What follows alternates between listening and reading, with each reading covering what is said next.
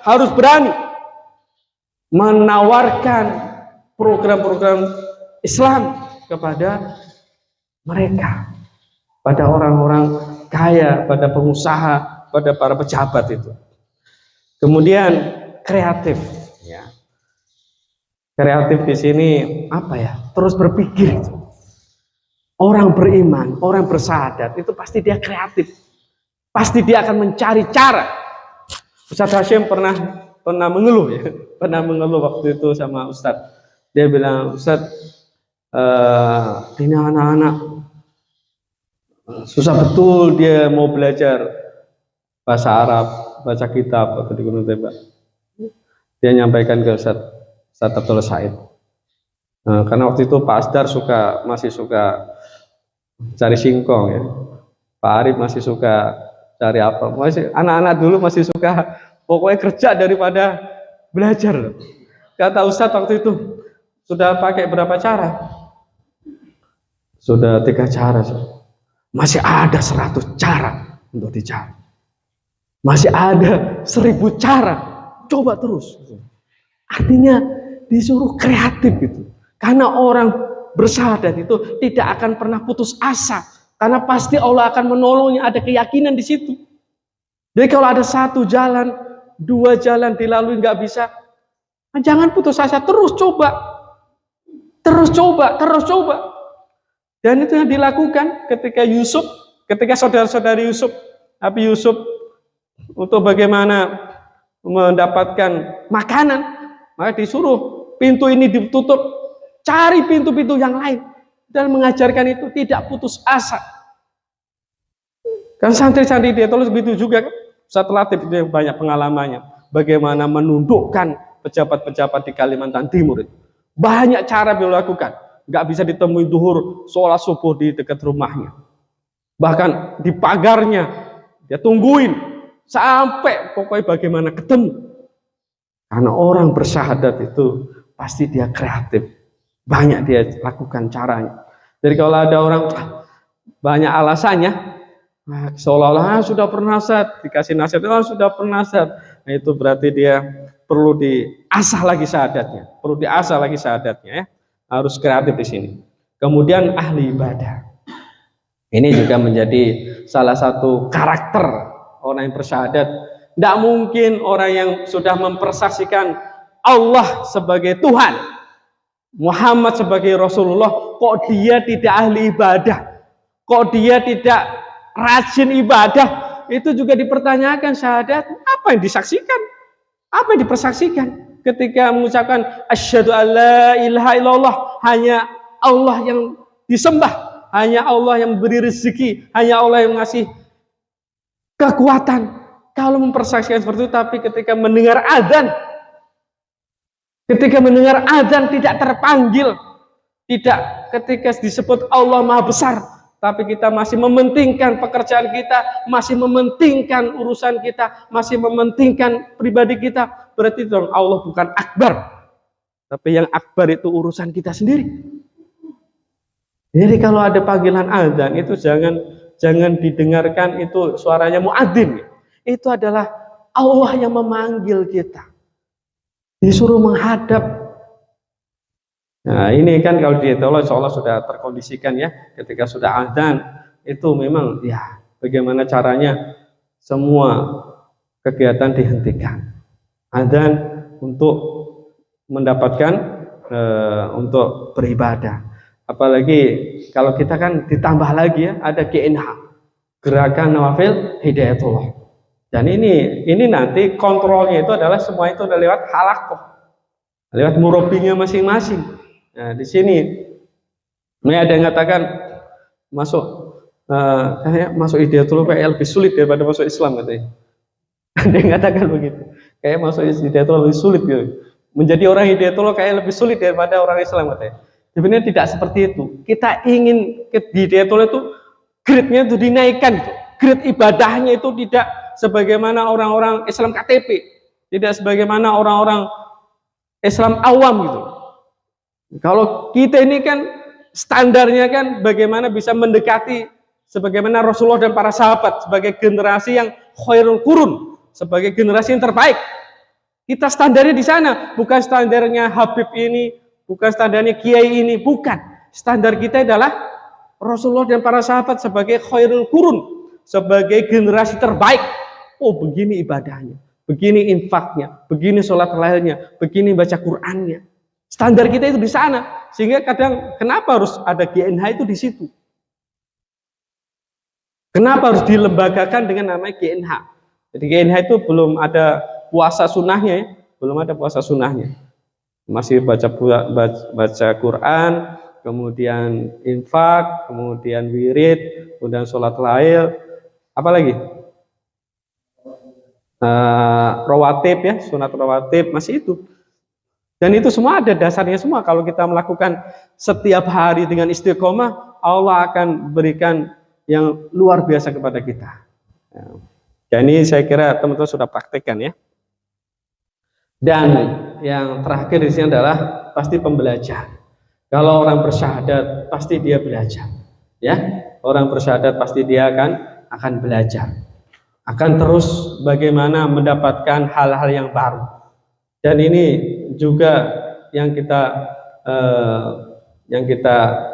pelajari ya dari para sahabat, itu tidak berhenti belajar, tidak berhenti belajar. Makanya ada sahabat itu yang harus ke Cina, harus ke Afrika, harus ke kota-kota yang lain. Jadi apa? Tugas kita ini kan tugasnya para nabi ya. Teman-teman ini mendapatkan tugas sebagaimana tugasnya para nabi dan rasul, mendakwakan risalah Allah. Sementara kualitas kita ini kan jauh dibandingkan nabi ya. Yang teman-teman lakukan ini loh di tempatnya masing-masing, ini tugasnya nabi sebenarnya. Tapi karena sudah tidak ada nabi lagi yang diangkat oleh Allah, sudah tidak ada nabi lagi diutus oleh Allah, ya kita inilah sebagai umatnya. Kita mungkin memang belum ulama, karena yang menjadi warisatul anbiya itu adalah ulama. Tapi paling tidak kita ini santrinya ulama lah. Kita santrinya. Siapa lagi yang kita tiru kalau bukan ulama? Kita kan bukan niru siapa-siapa. Kita tiru ulama, kita tiru para sahabat dan nabi. Ya. Jadi di sini perlu kita terus belajar, terus belajar. Baik ya. Nah, tadi sempat saya singgung tentang iman, hijrah dan jihad. Ya. Nah, ada yang menyampaikan ya bahwa kalau ada orang, kalau sejoko kemarin ada internalisasi, ada eksternalisasi gitu ya. Itu hal yang sifatnya sebenarnya aksiomatik, hal yang pasti gitu. Kalau orang sudah beriman, kalau orang itu sudah bersyahadat, sudah ada imannya, pasti dia akan gelisah. Sebagaimana hadis itu, man ra'a minkum mungkaron falyughayyir biyadihi. Pasti kalau lihat kemungkaran, itu hatinya gelisah ingin merubahnya. Perasaan mau merubah itu iman. Kalau kita ini lihat kemaksiatan, lihat ada orang-orang belum paham Islam, kok kita ini tidak gelisah, kita ini tidak ada rasa risau, terpanggil untuk membantu mereka. Itu pertanyakan iman kita. Kalau kita nggak bisa dengan kekuasaan kita kan, falyughayyir bilisan, dengan paling tidak dengan perkataan kita. Kalau nggak sanggup lagi dengan hatinya. Ini hadis ini ada yang kemarin menyalahgunakan ya. Menyalahgunakan itu ada orang curhat sama saya. Ustaz, saya mau cerai istri saya. Kenapa cerai? Sudah punya anak 2, mau dicerai. Kenapa? Dia nggak taat sama saya, Ustaz. Ya, selama ini sudah diapain? Sudah ditarbiyah apa? Sudah, saya sudah amalkan hadis itu. Hadis yang mana? Hadis itu, man ra'a minkum mungkaron. Jadi maksudnya, saya sudah biadi, sudah saya pukul katanya. Sudah dia pukul. Jadi hadis itu diterapkan kepada istrinya. Ketika istrinya berbuat salah, dia pukul dulu sampai penyok ininya. Saya bilang, antum itu hadis bukan untuk istri antum sebenarnya. Jadi kalau istrinya salah, bukan biadi, bukan dengan tangan dulu, bukan dengan tangan. Saya bilang kalau dia istri salah itu, tapi bagaimana dilembutkan dulu hatinya, dirangkul, dipeluk. Jadi istrinya dipukul. Akhirnya mertuanya tidak terima. Dari situ adalah cekcok. Dia bilang, antum salah menerapkan hadis ya. Tidak di situ hadisnya. Masa istrinya dijadikan samsa. Nah, alhamdulillah mertuanya masih bisa dipahamkan bahwa ini mungkin khilaf gitu ya. Jadi ketika orang sudah beriman, pasti ada kegelisahan, pasti ada kerisauan, pasti ada hal yang menggelitik, terpanggil untuk bagaimana berbuat. Maka di sini pasti dia hijrah. Kenapa hijrah? Kenapa hijrah? Kenapa harus hijrah? Ini di sini bukan dalam artian makan ya, bukan hanya tempat saja.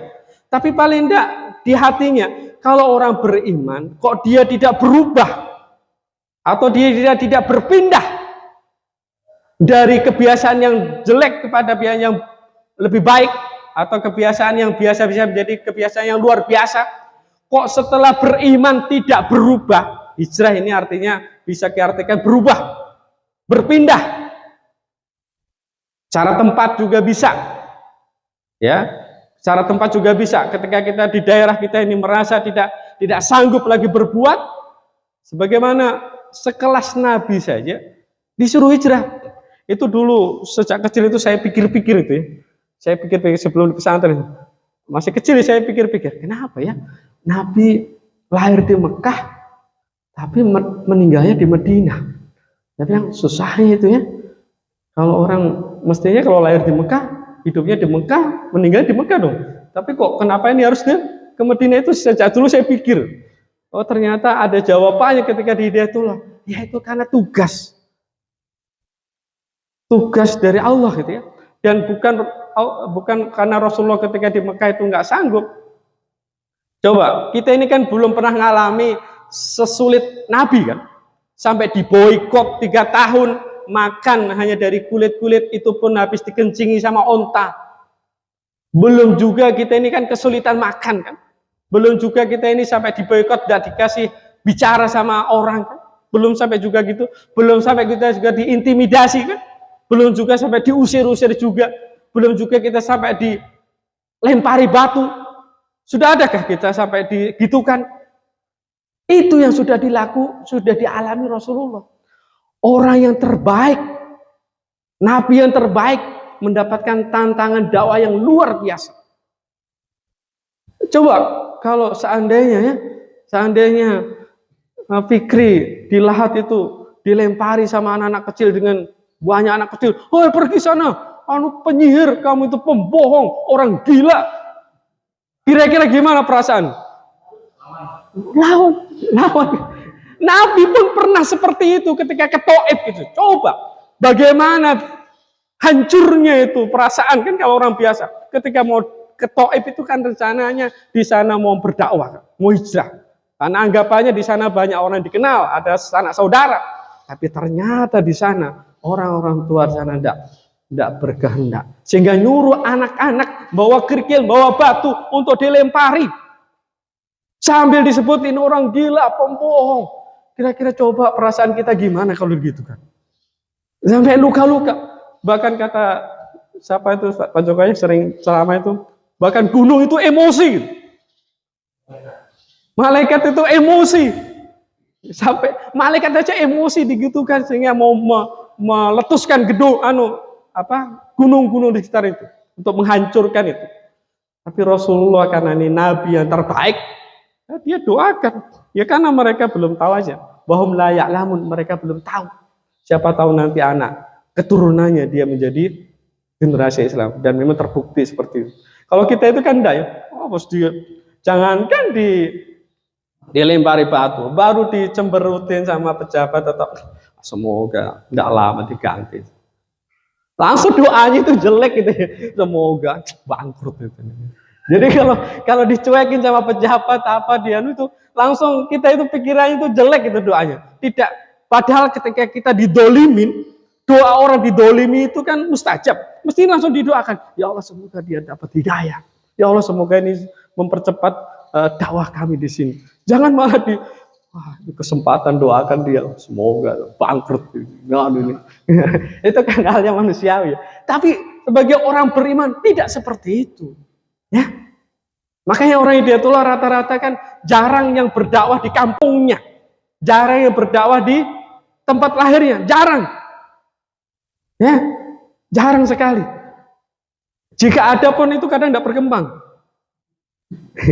Karena susah. Saya pribadi kalau disuruh dakwah ke kampung, mikir juga saya, seandainya saya ditugaskan ke Nganjuk gitu ya, kira-kira apa yang saya lakukan ya?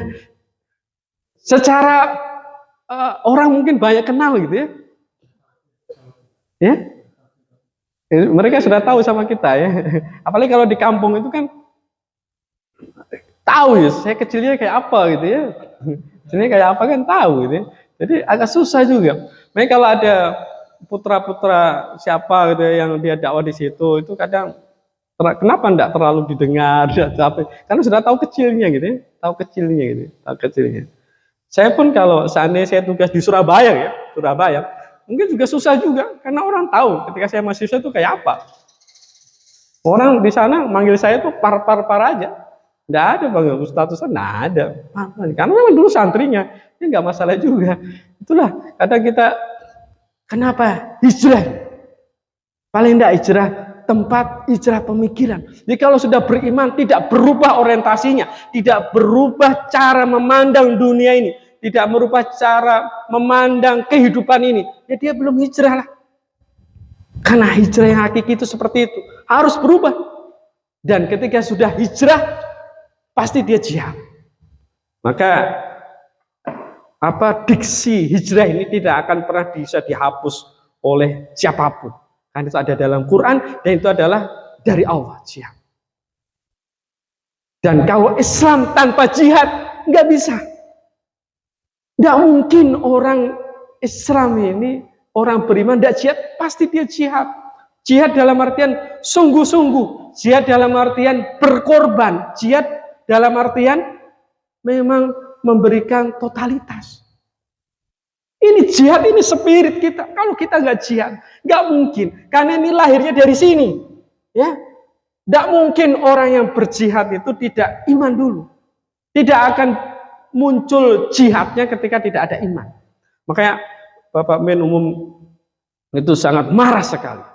Kalau ada orang merasa menjadi mujahid, menjadi tentara Allah, tapi dia jauh dari rumah Allah, tapi dia jauh dari masjid, dia jauh dari ibadah. Apa yang dia perjuangkan? Dari mana dia dapat spirit? Ini berjuang di jalan Allah, tapi nggak betah di masjid, tapi tidak akrab dengan kitabullah. Apa yang diperjuangkan? Apa yang dijihadkan? Nah mungkin kan itu satu rangkaian. Itu satu rangkaian. Nah maka di sini penting itu nanti halakoh itu disitu mengontrol ibadah. Harus cerewet ya, Pak Joko ini harus cerewet menanyakan tentang GNH itu. Kalau tanya penghasilan itu ya biasalah penghasilan itu ya. Tapi kalau tanya sholat lahir, tanya tentang baca Qur'annya, sudah baca Quran belum, sudah infak atau belum? Ini kan pertanyaan-pertanyaan iman ya. Pertanyaan-pertanyaan ahli surga ya. Jadi kalau tanya anak itu jangan tanya berapa anaknya. Ya, tapi sudah berapa hafalan anaknya? Sudah berapa juz anaknya hafal Quran? Jadi jangan hanya tanya istrinya berapa ya, pasti satu itu kalau orang Hidayatullah. Tapi tanya, sudah berapa hafalan anaknya? Ya, itu pertanyaannya harus dirubah. Jangan hanya tanya, ya agar ada, karena kita ingin memang Quran itu menjadi spirit bagi kita dan anak-anak kita. Jangan tanya rumahnya sudah berapa, kebunnya sudah berapa. Itu pertanyaan-pertanyaan orang biasa, bukan pertanyaan mujahid, bukan pertanyaan orang beriman. Ya itu boleh juga ditanya basa-basi. Coba kalau kita ketemu teman-teman SMA, pasti ditanya seperti itu. Udah ada rumahnya, apa kerjaannya? Pasti tanya-tanya hal yang seperti itu. Karena memang dia belum seperti kita gitu ya. Seperti kita. Nah, saya ada komunitas itu hampir semuanya itu kemarin ketemu di rumah makan di Jakarta itu semuanya bukan orang Hidayatullah kecuali saya. Tapi anehnya ini orang dari mana-mana, dari PKS, dari pesantren di mana di Betawi, ada dari Jawa Tengah, itu macam-macam backgroundnya. Tapi kita kok punya pandangan yang sama gitu terhadap negara ini, terhadap pemimpin ini, terhadap Islam sama. Saya tuh pikir-pikir apa yang menyatukan ini ya? Ternyata yang menyatukan adalah Quran. Masing-masing kita itu punya anak yang rata-rata anak itu penghafal Quran. Atau paling tidak ada di Mahat Quran. Ada yang ke Turki Sulaimania, ada yang anaknya baru kelas 1 sudah penghafal Quran. Itu yang menyatukan. Yang menyatukan pemikiran gitu ya, sama. Nah, kalau orang kita landasan kita itu sama, ketemu orang itu sama aja. Ketemu orang itu jadi sama gitu. Sama ketika bicara tentang Islam ini. Baik. Kemudian di sini ya, ini ayatnya bahwa innalladzina amanu walladzina hajaru wa jahadu fi sabilillah ulaika yarjuna rahmatallah wallahu ghafurur rahim. Ini dirangkai 3 ini. Ini adalah alladzina amanu hajaru wa jahadu. Ini kalau dalam kan tartib ya, ada wawunya, wawu atop di sini. Nggak bisa dipisah. Kalau orang beriman pasti dia hijrah. Menghijrahkan diri kita ini. Dan ini konsekuensi iman. Kalau kita sudah beriman tidak hijrah, ya nggak sempurna iman kita. Apa yang kita imankan? Apa yang kita imankan? Apa yang kita yakini? Kalau kita tidak hijrah, kalau kita nggak berubah dari kebiasaan lama menjadi kebiasaan yang Islami, dari keislaman yang imani. Kenapa kita nggak hijrah? Berarti kita belum mendapatkan sesuatu di situ. Belum meyakini sesuatu apapun kalau tidak ada perubahan sama sekali. Orang beriman pasti dia berubah. Berubah yang lebih baik. Dan ketika berubah pasti butuh jihad, butuh pengorbanan, butuh kesungguhan. Ini kalau nggak jihad, ya cuma walaupun sekarang orang memaknai jihad dengan perang, dengan apa itu ya, dengan darah. Enggak, kita memaknainya enggak usahlah di situ dulu. Itu nanti tingkatan yang paling tinggi kan pengorbanan nyawa. Nah, tadi saya katakan teman-teman ya, hari ini tantangan kita belum sampai belum levelnya Nabi lah. Belum sampai diusir-usir. Ya, belum sampai juga sampai berdarah-darah. Belum.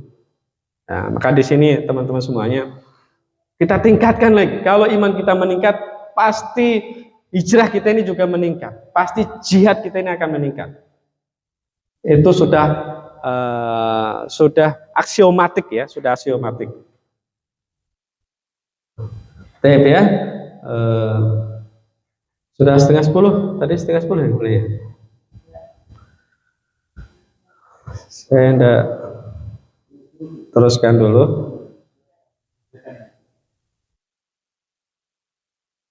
Kalau selesaikan lama sampai pasotnya ini nggak selesai dia. Nah, saya mau halakoh ini ya. Jadi halakoh ini. Jadi halakoh ini sebagai ini kan sebenarnya ijtihad dari Ustadz Abdurrahman Muhammad ketika beliau haji atau umroh ya. Karena beliau jadilah perjalanan orang mujahid itu kalau kemana-mana pasti mencari inspirasi. Jadi beliau ketika haji atau umroh di Mekah Madinah itu, dia waktu itu kalau zaman dulu Hidayatullah kan baru sedikit ya. Kalau Silatnas itu paling yang datang 100, 200. Sekarang kan sudah ribuan. Anggotanya sudah ribuan. Bagaimana mengorganisir jamaah yang banyak ini bagaimana? Kalau dulu almarhum itu kalau ngontrol sholat jamaah, siapa staf santri yang guru nggak sholat jamaah tinggal berdiri lihat itu atau duduk habis sholat itu bisa lihat siapa yang nggak hadir. Kontrolnya ketika sholat jamaah. Nah, sekarang ketika masjid sudah lebar seperti itu, santri sudah banyak seperti itu, orang banyak kan susah kontrolnya. Ini perlu ada organisasi dengan halak. Walaupun saya selama di Gunung Tembak pun meskipun sudah jadi pengurus yayasan, itu masih dikontrol itu sholat berjamaah itu. Jadi kalau saya nggak nongol itu ya, nggak kelihatan, kalau ada tuh itu pasti akan ditanya, suatu saat ditanya, kemarin sholat subuh di mana? Itu hanya bertanya saja itu. Pemimpin umum masih bertanya seperti itu gitu. Ada bentuk perhatiannya yang luar biasa. Karena yang diperhatikan itu yang esensial, ibadah. Kalau seorang pengurus sholatnya tidak beres, nggak akan beres itu pekerjaan. Nggak akan beres itu pekerjaan. Ya, kalau sholat berjamaah tidak beres, nggak beres juga yang lain itu. Karena yang pertama sholat. Ya bukan karena kita sholat itu karena pemimpin kita, tidak. Karena dengan halaqah itulah di sini halaqah itu akan ditanya. Dan di halaqah ini penting mengorganisir pengorganisasian ya. Kemudian di sana ada tarbiyah. Ya, ada tarbiyah, ada perbaikan bacaan Quran, ada transformasi manhaj, ada tafsir, ada kultum, ada tadabbur. Nah, di situ ada transformasi, ada tarbiyah. Di sini penting ya, urut-urutannya itu semuanya harus lengkap. Kemudian halaqah juga untuk mempersaudarakan. Jadi kalau sesekali halaqah itu ke rumah-rumah, itu kan biar tahu rumahnya, biar tahu, oh di sini rumah begini, oh.